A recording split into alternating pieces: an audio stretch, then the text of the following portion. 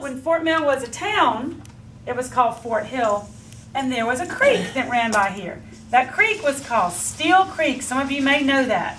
But Steel Creek ran right here. Well, we needed somewhere to grind up the corn because the kids were having to grind the corn and it took forever. So Mr. Webb and Mr. Garrison said, we're going to build a mill. So they built a mill right here. We didn't have electricity. So they built a water wheel. Well, all the kids are laughing and they're saying, how can you get water from the creek to run the water wheel? It's never going to work. He said, well, did you notice? The creek actually bends like that. So they thought, well, that's great, Mr. Webb and Mr. Garrison, but you still don't have the water coming to the wheel. No problem. They went down the creek and they built a dam.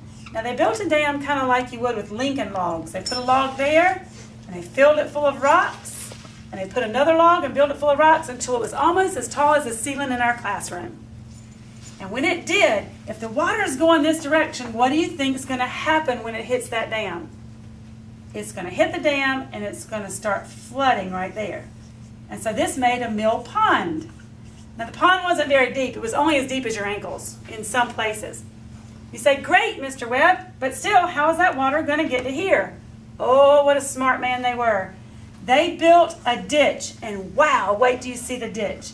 That ditch is huge, and it came down to the water wheel.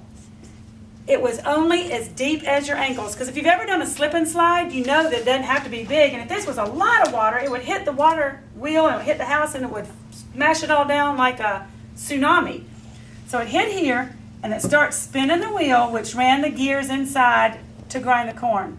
Well, they were already recycling back in the 1700s, and the water that they didn't use went out and back to the creek like this. This one is called the head race, and this one is called the tail race. The tail race is just going to be a smooth little beautiful little piece of a creek. This one is very, very deep. They built this before George Washington was president. We did not have any mules. We did not have any dynamite. They had to dig it by hand. And when you walk on this, I want you to see how enormous this ditch is. So, hope you enjoy your trip.